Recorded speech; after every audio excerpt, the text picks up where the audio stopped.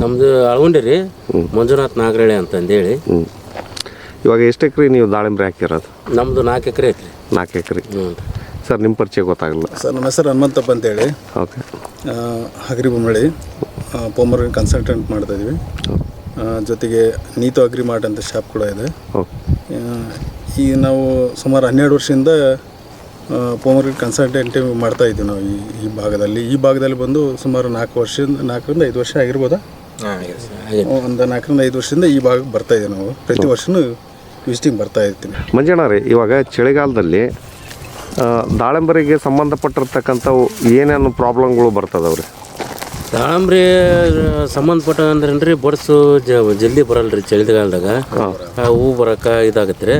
ಹಂಗಾಗಿ ನಮ್ಮ ಹನುಮಂತಪ್ಪರ ಸಲಹೆಯಿಂದ ನಾವು ಎಲ್ಲ ಅವ್ರು ಕೊಟ್ಟದ್ದು ಮೆಡಿಸನ್ ಹೊಡೆದ್ವಿ ರೀ.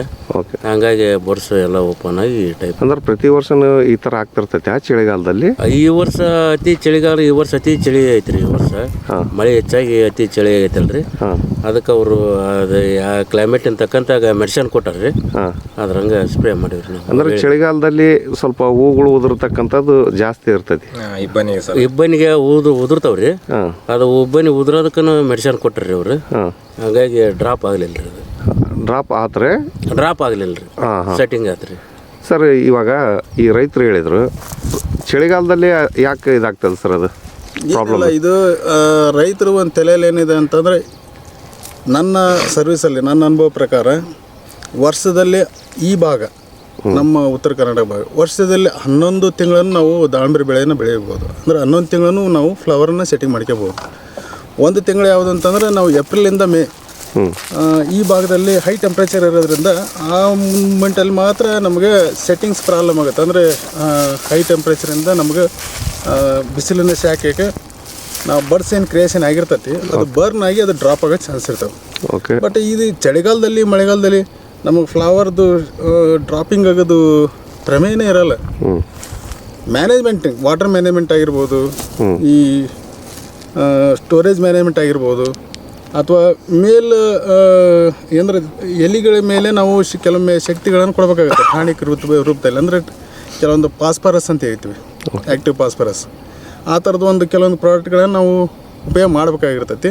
ಬಟ್ ಅದು ಭಾಳಷ್ಟು ಜನರಿಗೆ ಗೊತ್ತಿಲ್ಲ.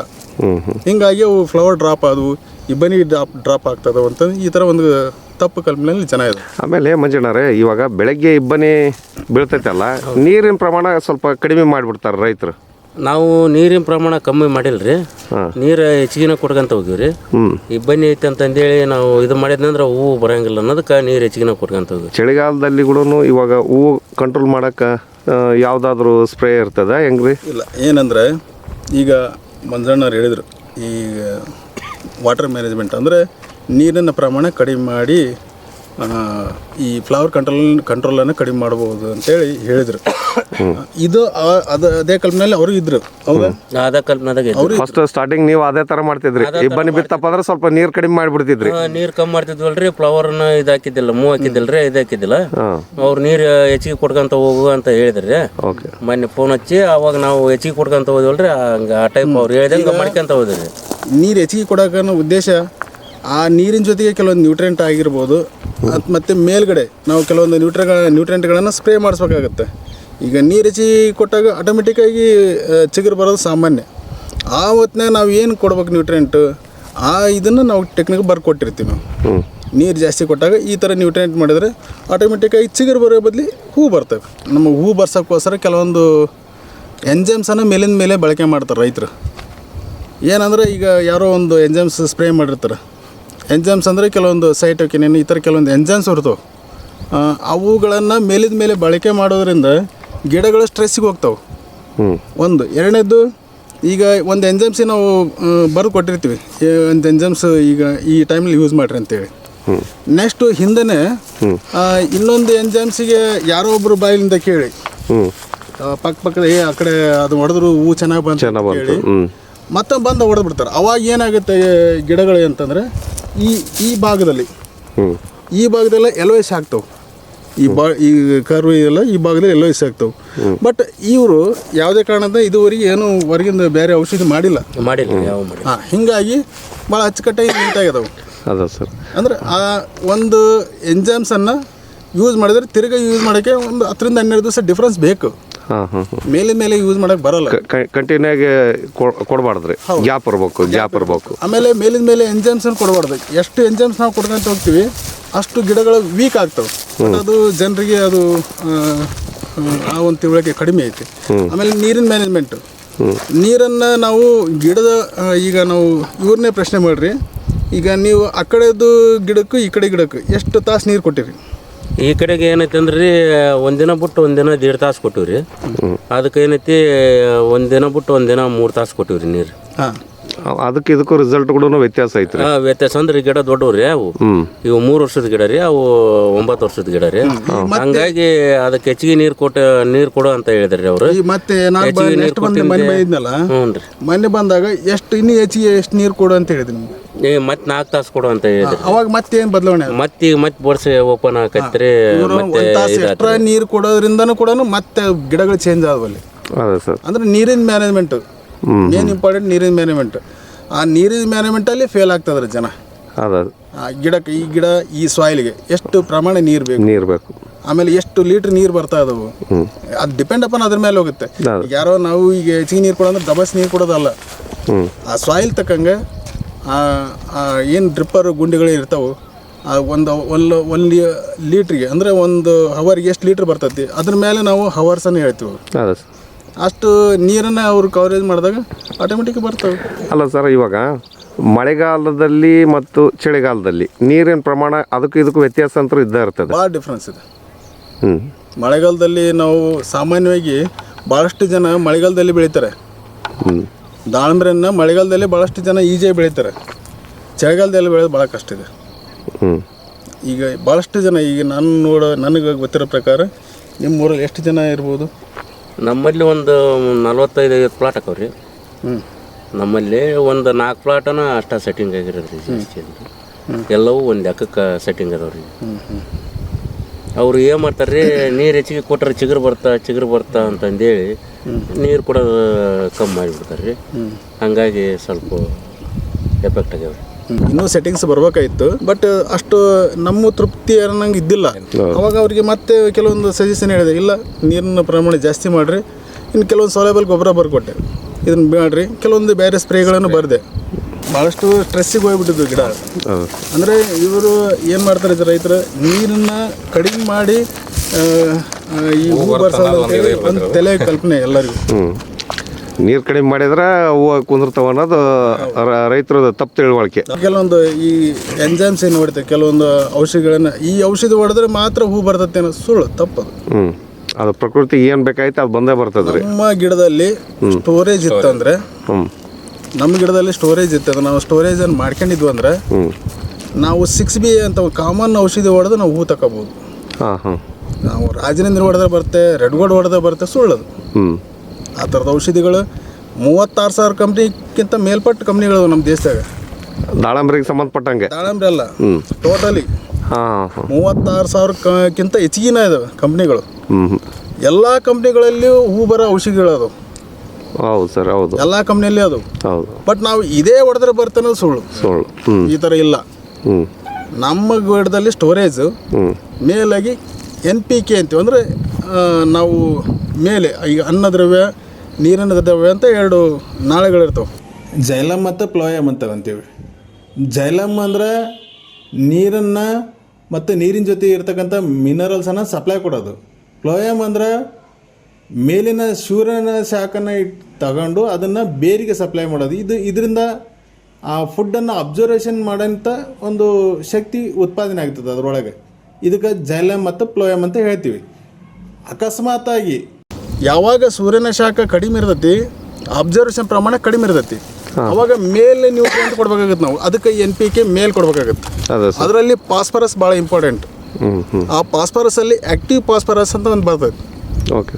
ಆ ಆ್ಯಕ್ಟಿವ್ ಫಾಸ್ಫರಸ್ ಅಂತೇಳಿ ಅದನ್ನು ನಾವು ಮೇಲೆ ಇದನ್ನು ಕೊಟ್ಟಾಗ, ಅದಕ್ಕೆ ಕೊಟ್ಟಾಗ ಅನ್ನದ್ರವ್ಯ ಹೆಚ್ಚಿಗೆ ಉತ್ಪಾದನೆ ಆಗಿ ಫ್ಲವರ್ ಆಟೋಮೆಟಿಕ್ ಕಿತ್ಕೊಂತವೆ. ನಾವು ಯಾವುದೋ ಒಂದು ಔಷಧಿ ಹೊಡೆದು ಟಾನಿಕ್ ಬರೆದು ಹೂ ಬರ್ಸೋದು ಅಲ್ಲದು.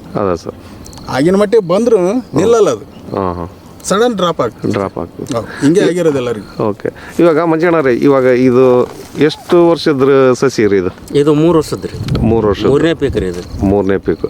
ಇವಾಗ ಫಸ್ಟ್ನೇ ಕ್ರಾಪ್ನಾಗ ನೀವು ಎಷ್ಟು ಇಳುವರಿ ತೊಗೊಂಡಿದ್ರಿ? ತೃಪ್ತಿ ಆಗಿತ್ತಾ? ಅದು ಗಿಡಕ್ಕೆ 10 kg ಬಂದೈತ್ರಿ. ಅದು 1ನೇ ಕ್ರಾಪ್ ರೀ. 11 ತಿಂಗಳು ಬಿಟ್ಟಿದ್ರಿ, ಗಿಡಕ್ಕೆ 10 kg ಬಂದೈತ್ರಿ. 900 ಗಿಡ 9 ಟನ್ ಆಯ್ತು ರೀ. 2ನೇ ಕ್ರಾಪು? 2ನೇ ಕ್ರಾಪೂ ಚಲೋ ಆಗೈತೆ ರೀ, ಚೆನ್ನಾಗೈತೆ. ಸೊ ಮಂಜಣ್ಣರೇ, ಇವಾಗ ನೀತು ಅಗ್ರಿ ಮಾರ್ಟ್ಸ್ ಇವರು ಭೇಟಿ ಕೊಟ್ಟಾಗ್ಲಿದನು ಇಳುವರಿ ಜಾಸ್ತಿ ಆಯಿತು, ಅದಕ್ಕಿಂತ ಮುಂಚೆಗ ಇಳುವರಿ ಜಾಸ್ತಿ ಆಗಿತ್ತು?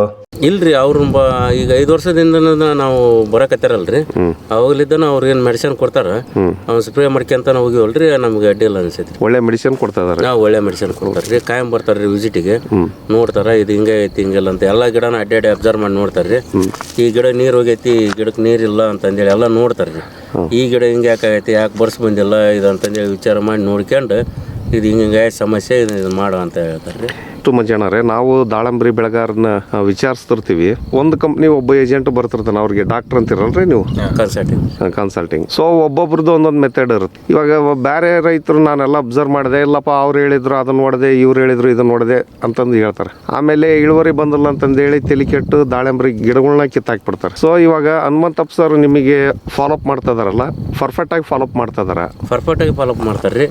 ಬರ್ತಾರ್ರಿ, ಬಂದು ಎಲ್ಲ ನೋಡ್ಕೊಂಡು ಒಂದು ಅರ್ಧ ತಾಸು ಕುಂತ್ಕೊಂಡು ಅವನೇನು ಔಷಧ ಬರಿಬೇಕು ಎಲ್ಲ ವಿಚಾರ ಮಾಡಿ ಬರಿತಾರ್ರಿ.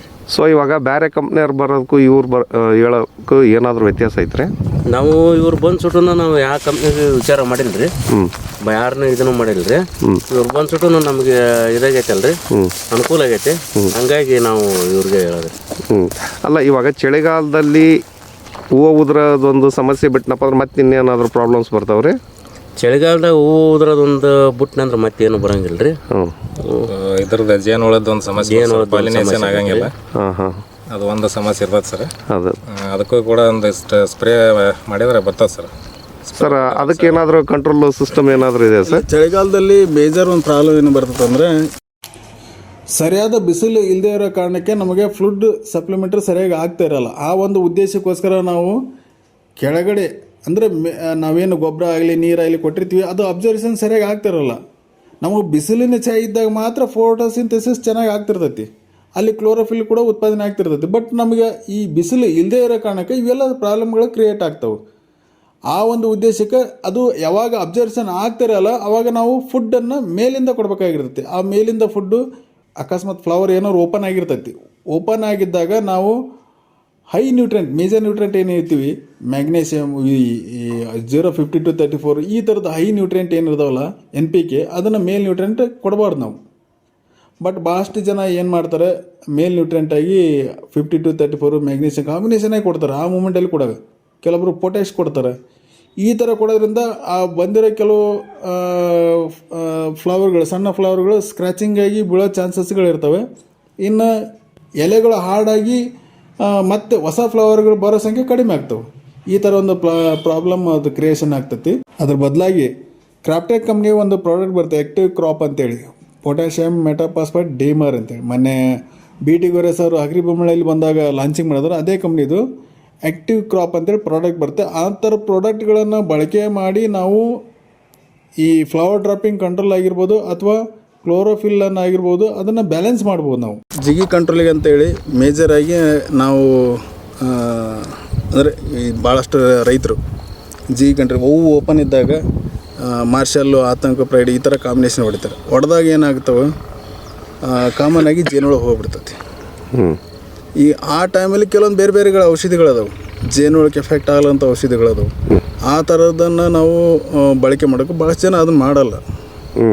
ಹಂಗಾಗಿ ನಮಗೆ ಗೊತ್ತಿರೋ ನಾವು ಬರ್ತೀವಿ, ನಮ್ಗೆ ಕೇಳಿದ್ರೆ ಈಗ ಹೇಳ್ತೀವಿ ನಾವು, ಇಲ್ಲ ಈ ಥರ ಮಾಡಿರಿ ಈ ಥರ ಮಾಡಿರಿ ಅಂತ.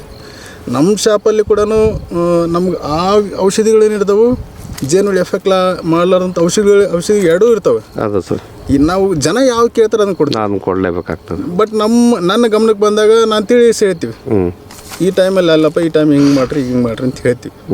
ಕೆಲವೊಮ್ಮೆ ನಮ್ಮ ಗಮನಕ್ಕಿಲ್ದೇ ತಗೊಂಡು ಹೋಗ್ತಾರೆ ಜನ, ತಗೊಂಡೋಗಿ ಮತ್ತೆ ಸ್ಪ್ರೇ ಮಾಡ್ತಾರೆ. ಅದೇ ಥರ ಮತ್ತೆ ಜೇನುಳ ಬರೋದಿಲ್ಲ. ಹೌದು, ಇವಾಗ ಜೇನುಳ ಬಂದಪ್ಪ ಅಂದ್ರೆ ಮಾತ್ರ ಇದು ಇಳುವರಿ ಬರೋದು ಸರ್. ಇದು ಅಂದ್ರೆ ಪಾಲಿನೇಷನ್ ಬೇಕಲ್ಲ, ಬೇಕಲ್ಲ ಆಟೋಮೆಟಿಕ್ಲಿ ಪಾಲಿನೇಷನ್ ಬೇಕು.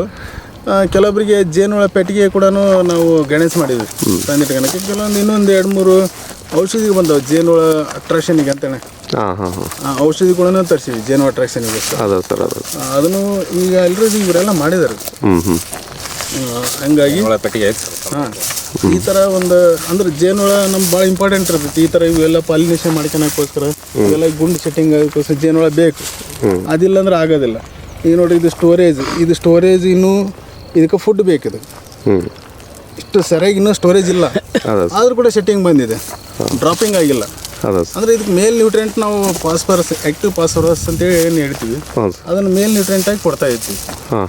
ಅವಾಗ ನೀವು ಎಷ್ಟು ಸಲ ಕೊಟ್ಟಿದ್ದೀರಿ ಅದನ್ನು? ನಾವು ಈಗ ಒಂದು 4 ಸಲ ಕೊಟ್ಟಿದ್ದೀವಿ. ಆ್ಯಕ್ಟಿವ್ ಕ್ರಾಪ್ ಅಂತೇಳಿ ಇವ್ರಂಗೆ ಮಾಡ್ಕೊಂಡಾಗಿಂದ ಆ ಥರ ಗಿಡಗಳು ಆ್ಯಕ್ಟಿವ್ ಆಗಿದ್ದವು.